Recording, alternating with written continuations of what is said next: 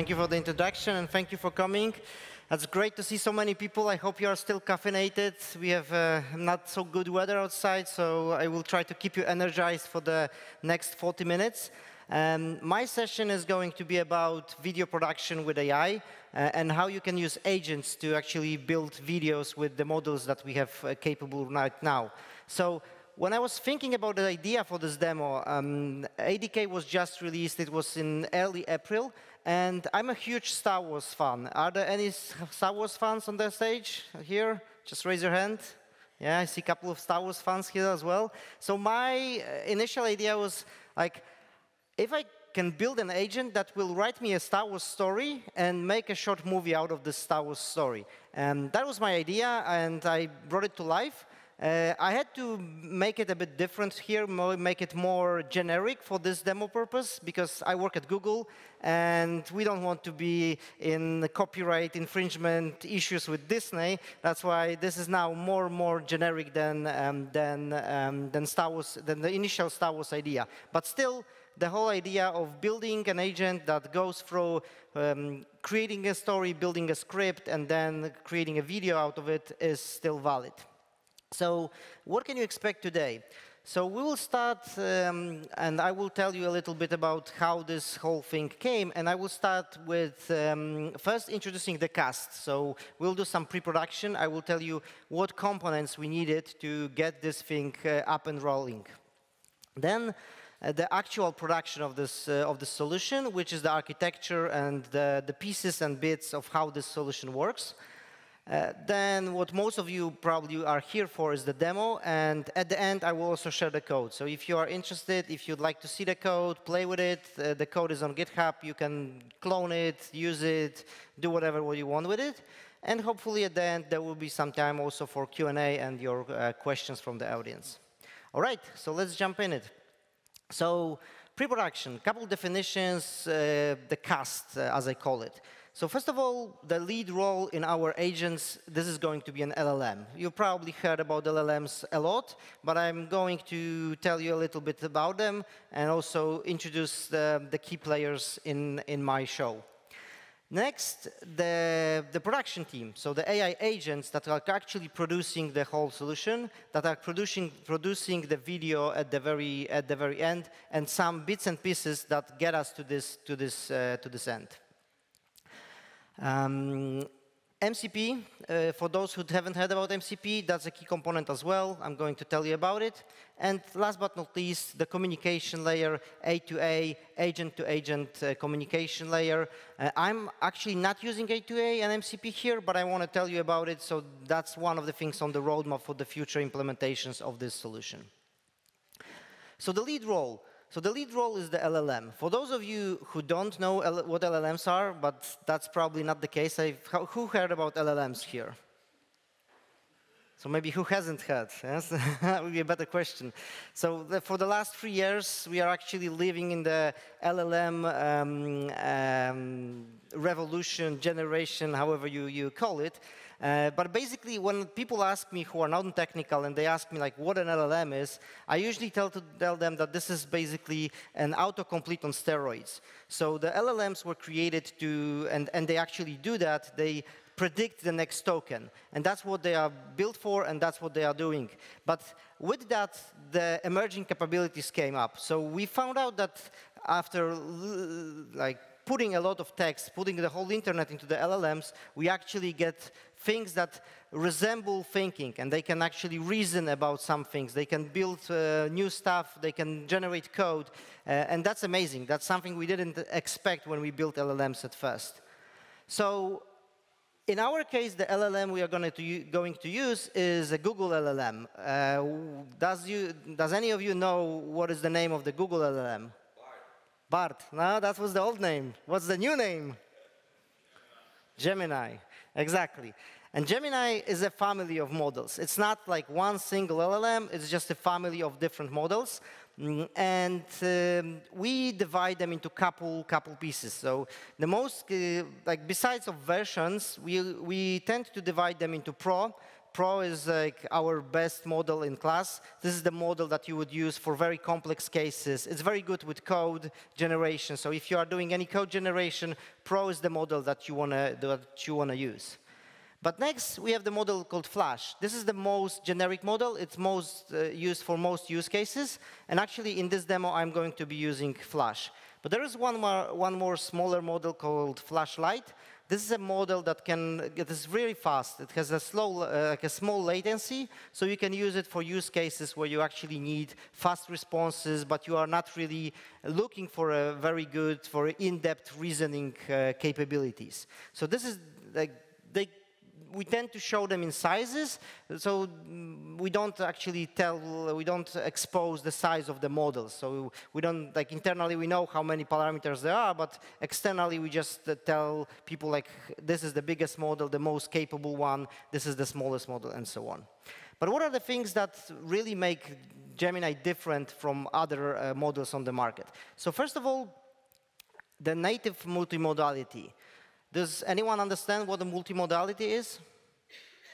Yeah? Actually, same model is serving like audio, video. Yeah.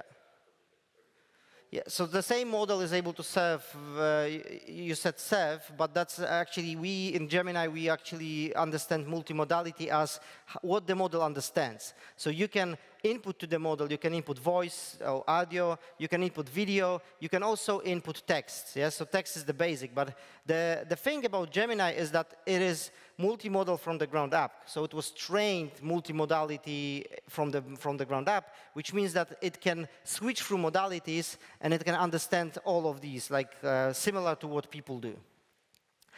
The next thing is the multimodal live API. That's something really cool. If you have time, I will not show it today, but if you have time, go to AIstudio.google.com and you can try it out.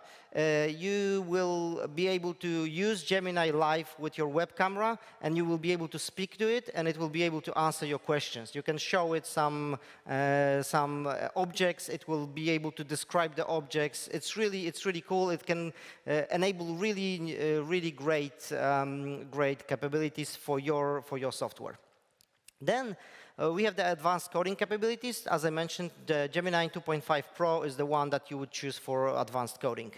And last but not least, the long context. So the long context is something that was introduced from the very beginning. For those of you who work with LLMs, you probably know that the context is the window that the LLM can understand you. So if you have a big context window, you can put more code or more text or longer videos to the model, and it will be able to reason about the whole thing.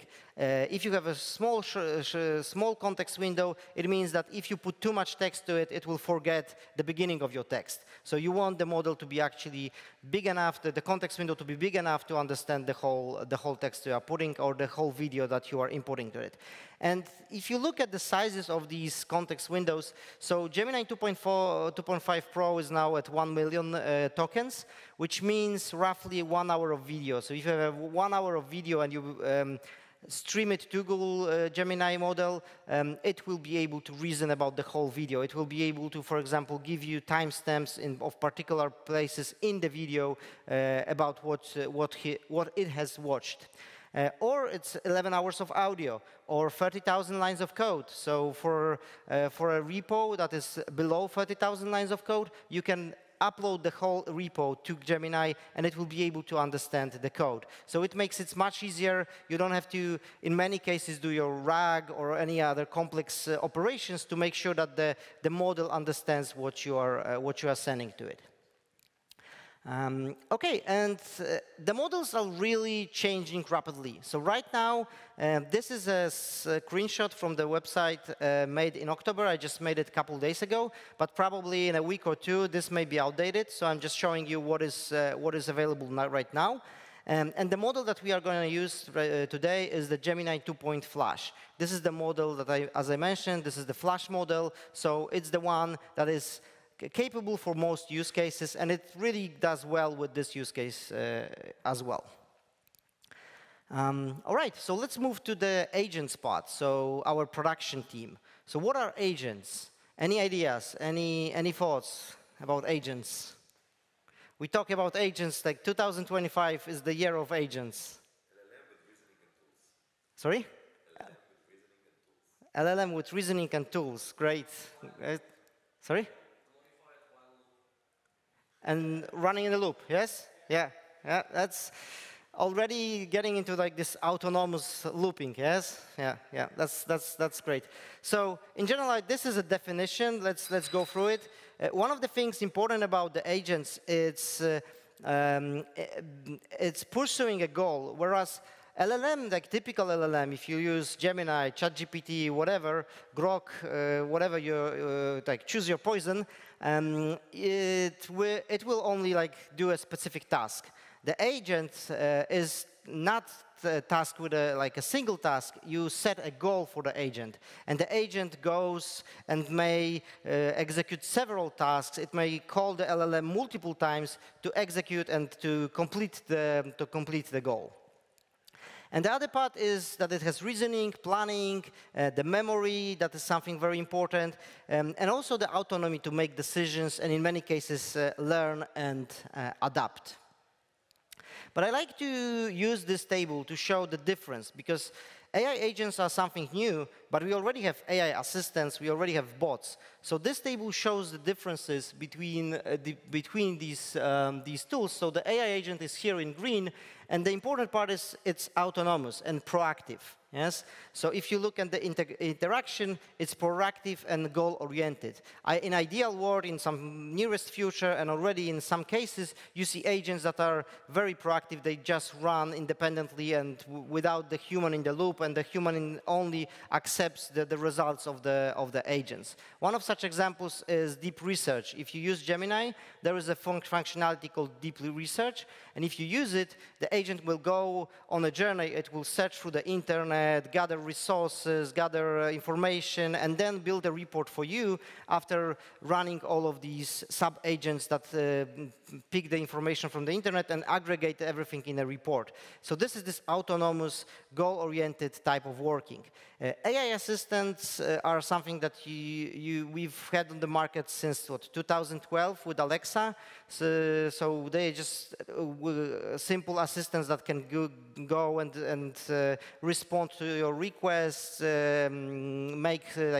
achieve single tasks, and so on. And a bot is basically everything that can automate. It doesn't have to have any AI. There's many, and there have been many bots that have no AI whatsoever.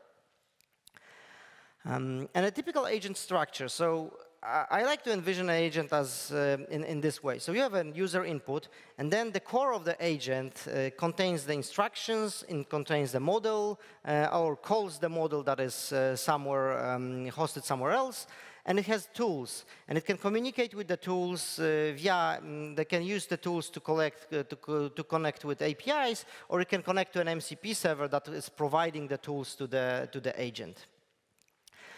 And a single root agent can have multiple sub-agents. So this is a typical structure. Like you can have a single agent solution, or you can have a multi-agent solution. In a multi-agent solution, there will be a root agent, and it will be calling the other agents as well. So when we look at this structure, it's worth understanding like when to choose which of these solutions. Like when do you go with a single agent versus a multi-agent approach? And I like to think about it in this way. So a single agent is usually much easier to implement.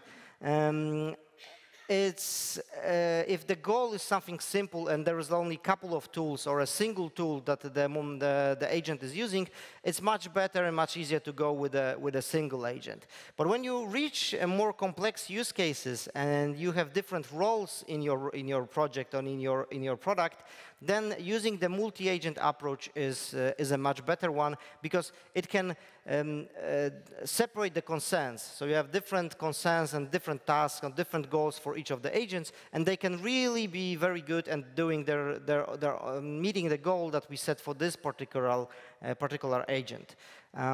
Just a couple days ago, one of Googlers, a DeepMind DevRel, he said when he was asked like when I should use single agent architecture versus multi-agent architecture, his answer was depending if you are heavy on reads or heavy on writes. If you are heavy on reads and you are calling API to just read data, it's better to use multi-agent architecture because you can parallelize, you can do things in, like for example, in parallel, or you can optimize the whole solution. If you're heavy on writes, like if you're editing the code, you don't really want a multi-agent architecture because it can run into conflicts. So you can run into conflicts like with Git. If you have many people writing to the same file, you will have to figure out how to solve the conflicts that appear. So that's one other way of thinking about which architecture works better. And when we talk about multi-agent approaches, there are a couple patterns that you can use for multi-agent approaches. So the most common one is the one on the left, the supervisor version, the supervisor mode, when you have this root agent, and the root agent communicates individually with other agents, and then it communicates with the user in this place. The other thing is the parallel one. So you have a root agent and many parallel ones. This is how deep research in Google Gemini works. So when you set a goal to research some particular area, it will spin up multiple agents, and each of the agents will go on and search or read some documents, and then it will come back to this supervisor, and the supervisor will aggregate all the data collected by all these agents running in parallel. But there are also more deterministic flows, like a sequential flow or a circular flow, where it's predefined how your agents are moving the information through. So you start with this agent, and the information flows this way, or it's a circular flow when the information is circling through the agents. And one more that is called a swarm, a dynamic one, when each agent can talk with each other. And this is the one, I haven't really tried this one, and I haven't heard about, like, I was on a couple conferences asking people if anyone implemented this swarm already, and haven't had anyone being successful with that one, but that's something that is being explored as well. So that's the interesting one. And for this solution that I'm going to show you today, initially I used the sequential approach because I thought like it's sequential, like how you build a movie. You first write a story, then you write a script, then you do storyboards, and then you have a video. And so it's sequential. But then, after testing it out, it appeared to me that with the sequential flow, I have no ability to change the script in the middle. Or if I want to do any editing on the storyboards, there is no way to do it. So this director-supervisor approach tends to be better because I can work with the individual agents as a user and tell them to modify parts of the production. So I can get to the end after actually going through these pieces. There is a hand, but if we can... Yes, you can combine that. You could have like, let's say you have a supervisor here and you connect to this one, and this could be like a sequential one. Yeah? So it will do a sequence of agents and then only go back to the supervisor. So you can combine them, of course. OK, the next one is MCP. So MCP is Model Context Protocol. It allows the agent to connect to different tools or data sources. So one of the use cases is like reading databases, reading local files. The other one is just like calling search engines, other tools. So now it's a boom. Like there's a lot of MCP servers appearing, and if you want to learn how to write MCP servers, I'm doing a workshop tomorrow. It's like 10:30, I believe, about also like how to write your own MCP server. So a server that you can use to connect to your internal databases, and then that server can be exposed to agents, either your own agents, like in your company, but also externalized, and you can also externalize your information to other agents on the internet or from partners. And it can also run some workflows and special prompts. So one way of thinking about MCP, it's like a USB-C for AI applications. And the last but not least part is the A2A. It's the agent-to-agent protocol. It's a quite new protocol. It was released just, I believe, like July or August. So it's still like in development, I would say. But you can already start using it. Yes, so you can already start playing with it. And what A2A gives you is, like, if you have a remote agent. And your client agent, so the remote agent can create what is called an agent card and broadcast information about itself so that other agents can talk to the remote agent and establish a connection and exchange information, and also use that agent as an expansion of what they can do. So if you were to compare, first of all, this is like a typical setup. So you have an agent which has sub-agents. But if you have another agent written by another team or that is written by another company and you want to connect to that agent, you would use A2A protocol to connect to that external agent. And MCP is something that provides tools to this particular agent, which is usually resources and so on. So A2A is a complementary to MCP. MCP is for tools. A2A is for agents to agents. All right, let's go through the production and through the architecture of this particular solution, and then we will jump into the demo. So, as I said, I am doing this supervisor pattern. That's why I have my main coordinator. I called it a director. As in movies, the director is the most important person who runs the whole show. And then I have a story agent. The story agent creates the story. Then I have a screenplay agent. The agent will create a screenplay so that later it can be used. And afterwards, there is a storyboard agent that uses Imagen 4 to generate storyboards. And last but not least, the video agent that puts everything to motion using VO3 and creating a full-blown video. In terms of deployment, this is how it looks. So everything runs on Cloud Run. So there is a Cloud Run ADK agent. This director is here. All the models, all the agents right now are using Gemini model through Vertex. So for all reasoning, the LLM is from Vertex are used. And you have the director is connecting to all of these agents. So it's the story agent, the screenplay agent, the storyboard agent, and the storyboard agent actually has a special tool that calls Imagen 4. And Imagen 4, after generating an image, stores it in GCS bucket, making it available to download either by agent or by the user. And similarly, the video agent has a tool that calls the VO model and also stores the videos in G3. So G3 bucket is the place where our videos and our images are landing. OK, so let's go to the demo.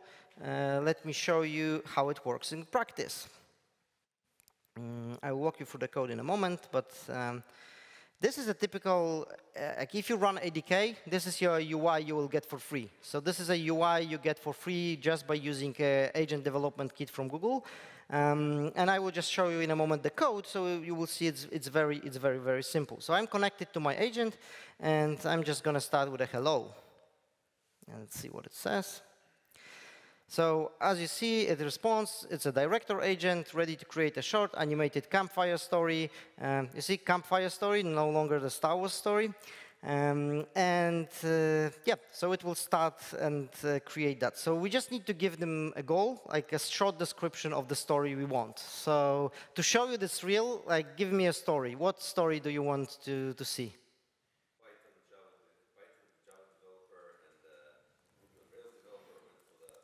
Python, Java, Ruby on Rails developers.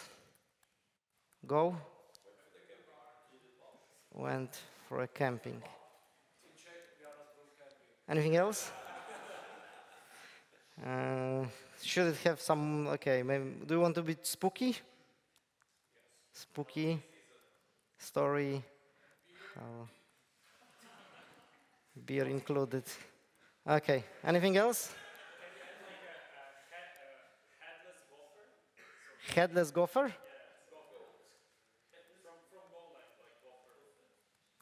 Okay. I don't want to give it too many clues because it should, think about the story itself. But okay, headless gopher is the scary. Not person. Okay, person. Okay, I will ask it to limit the story to 5 scenes. It will take too long if I have more scenes than 5. Let's do that. Okay, so what happens right now? It will transfer the so that was the director. So the director asked us for our goal. Now it transfers the whole story to the story to the story writing agent, and the agent wrote the whole story. Yes, so we can see the legend of a headless gopher. Yes, and we won't have to read it right now, but basically there is a story here. And it came up with the story, and there are the characters. There is Python Pete, Java Jane, and Ruby Ryan, and the headless gopher. Yeah, so we have our cast. And what I'm going to do is I'm going to tell him, yeah, that's a good story. Let's go to the next point. So let's do the storyboard. So I'm going to say LGTM, which we use at Google a lot, which means like looks good to me. So looks good to me. Let's see, okay? So now it's transferring the story to the next agent, and the next agent is the story, the scene. I can click here, it will tell me the name. Okay, this is the screenplay agent, yes? So it's going to write the screenplay. So when in video production, you need a screenplay, so you know what should be happening. You see the scene number, you see where it's happening, you see what is happening. Here at the end there is a fade out. So we have all the scenes written down in the form of a screenplay right now. All right. I could now interact with the agent. I could tell like modify the story, change this and this. I don't like this, but for the purpose of this show, let's move on. So I'm going to say again LGTM, and now it should be transferred to the next agent, which is the storyboard agent. Excellent. The screenplay is approved. Now the story and the screenplay, it's time to visualize the scenes. So it's going to generate the storyboards. The storyboards are graphical representations of each of these scenes, and it's calling the tool called storyboard to generate all these storyboards. Let's give it a moment. It's usually pretty fast. It uses Imagen 4, so we should get a response quite quickly. During the video one, it will take a little bit more, so I will show you something else in the meantime. But as it runs, what I can show you is with ADK. Here on the left, you can also see what is happening and what are all the events that are happening during our execution. So if you want to see how our agent is behaving, you can actually go through the whole history of what has happened since we run this agent. So you can see that there is this is the text that was sent to us. Then there is a next event that approves that, then it calls a function, and you can always see like which agent made this particular call. And what is also interesting here and important is that with ADK, if you have all these agents in one single instance, they have the notion of state. So in state, I am storing the artifacts that are being transferred from one agent to another agent. So as you can see, the first state is the story. So this is the story that was written. Then if I move down here, the screenplay is also saved in the state. And now the storyboard is also saved in the state. So each next agent has access to the state, and it can understand what the previous agents have done and how to reuse this information in the future. OK, so we have the 5 scenes. Let me just open them. So these are the storyboards. So they just show, you see, like the look and feel of our story. Yeah? So these are the developers sitting at the campfire. Now something scary is happening. Yeah, if we see the headless gopher. We see the headless gopher here. Yes, now they are just scared of the headless gopher. And yeah, they clean. I didn't read the story, but probably there's some meaning to that. Yes, they figured out that that it was stuck. Oh yeah, the gopher wasn't headless. It was just stuck in one discarded cans. Yes. So yeah, that's the whole story. But let's move on. Yes. So the next thing is let's see the video. So let's GTM that. And now the final agent runs, which is the video agent, which will call the video tool to generate the videos for each of these scenes. And it will take some time because it's video generation and it takes time. So in the meantime, I will just show you the code. So when you clone this code, you will find the README file, of course, and the README file explains the whole structure of this solution. So you can see the same names of the agents, and each of the agents is a separate Python file. So let's open the director agent first. So if you look at the code in ADK, it's quite simple. Like this agent is just a couple lines of code. Yeah, what is it, like 50 lines of code, and 14 is a copyright message. So it's quite simple. Nevertheless, the most important part is the description of, so we have, first of all, the model that we are running. So we are running Gemini 2.5 Flash, as I said. Then the description, so what is this agent responsible for? But this is a very generic description, yes? But we also have instructions. And the biggest part of this agent is actually the instructions. I will show them in a moment. They are separate, kept in a separate file.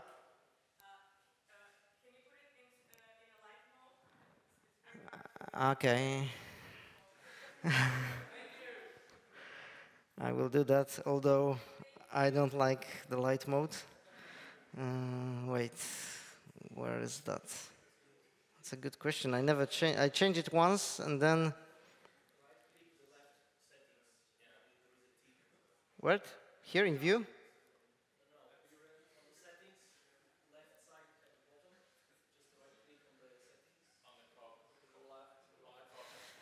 Which cog? Ah, this one. Okay. And settings?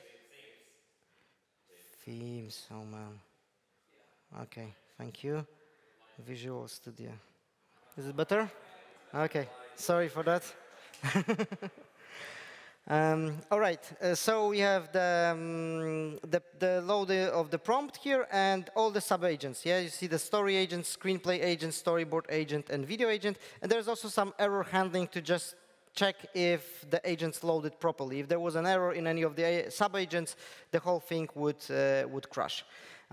So the most important part is the prompts. So if you look at the storyboard director agent prompt, it has all of this information, like how to go through this process. Yes, and a hint for you. I don't write these prompts myself. I use Gemini to write the prompts for my agents. It's just, I wouldn't write such a huge and such a good prompt, but I can always tweak it. Yeah? So I will use Gemini and then tweak the prompt to make it look better. And the same situation goes for other agents. So if you look at the story agent is even simpler because it only loads the description and instructions. It has no tools. The more complex ones are the storyboard agent and the video agent, because besides from the description and instructions that they also have this output key that is this thing that is held in the session, but they also have the tools, and they have a custom storyboard generate tool. And the storyboard generate tool is basically a function that this is this function, and the function uses Imagen4 here, generation model, generate images, to generate all these images. And similarly, the video agent is doing the same thing. It has a function and a tool called video generate that actually generates the videos.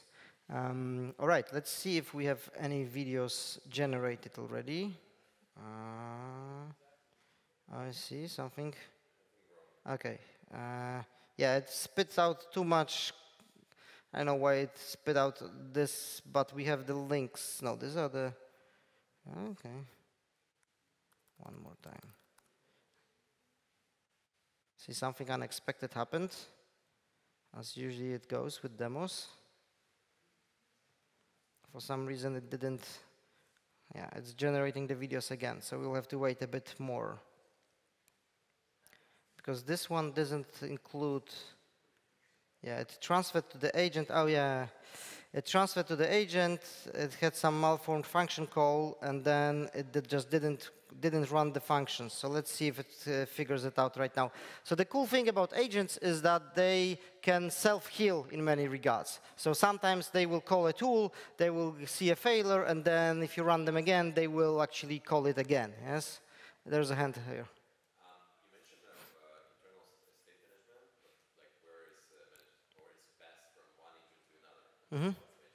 Yeah, so the state is managed by ADK, and each of the agents, let's start with the storyboard, it has this special thing, output key.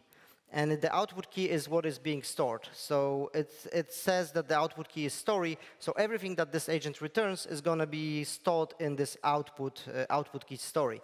And in the next agent, when I have, for example, the screenplay agent, there should be, I should call it out, that there is a story.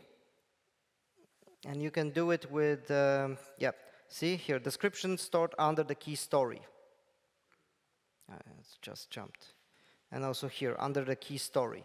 So the next agent knows that it has to pull this story from the session and run it and base the whole story on this particular value.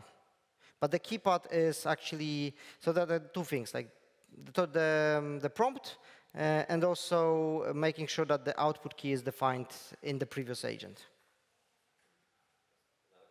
Yeah, sure, I'm just checking if it's generating. Yeah, we can do the Q&A as it's generating right now, and we are, I think, out of at time right now. Is there a specific reason, like for example, generating image, you put like generate the image and then save it? That's not working. Yeah, it's to turn it on probably.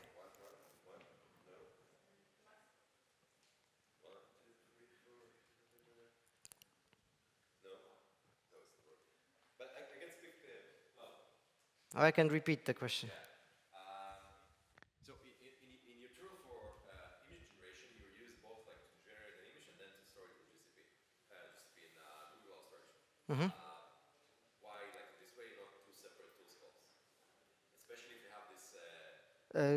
So the question is about separation. So there is no separation. The call in the tool, like if you look again at the code, it's.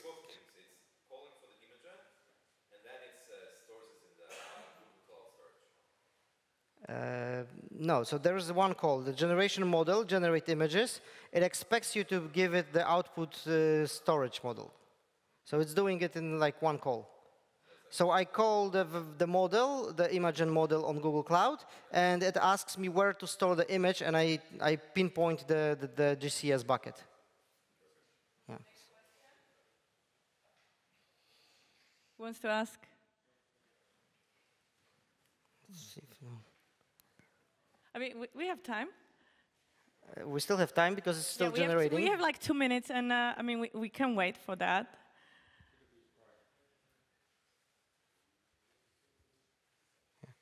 So as we wait, so a couple of words maybe about future plans. I hope it will generate in a moment and we'll show you. So one thing you will notice is that the video is not very cohesive.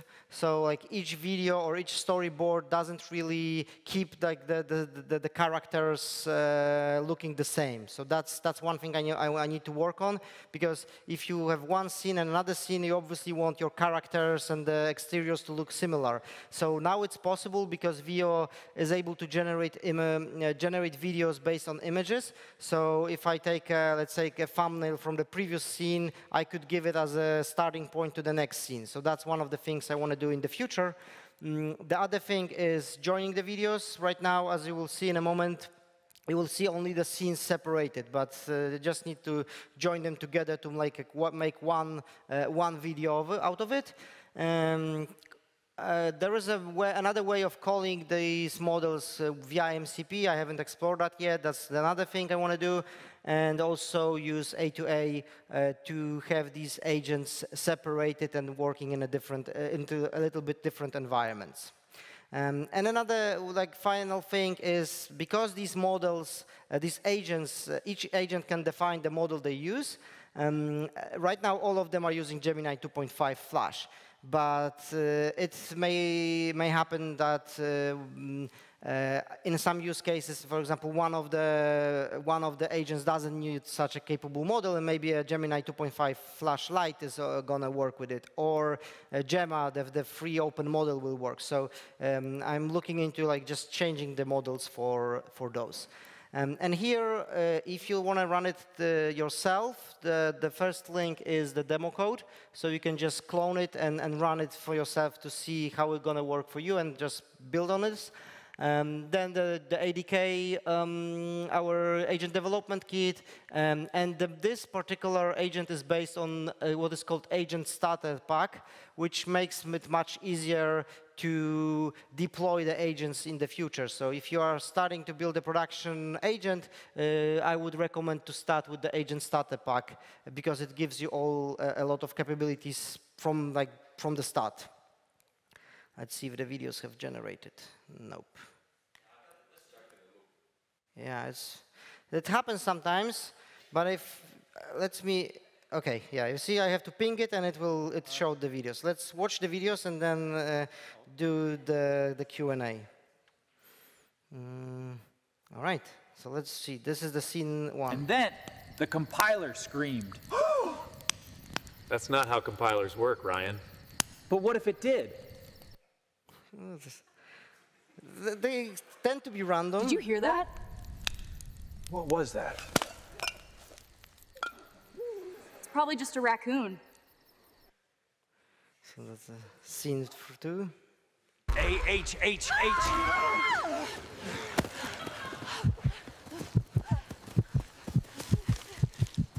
So you had the headless gopher.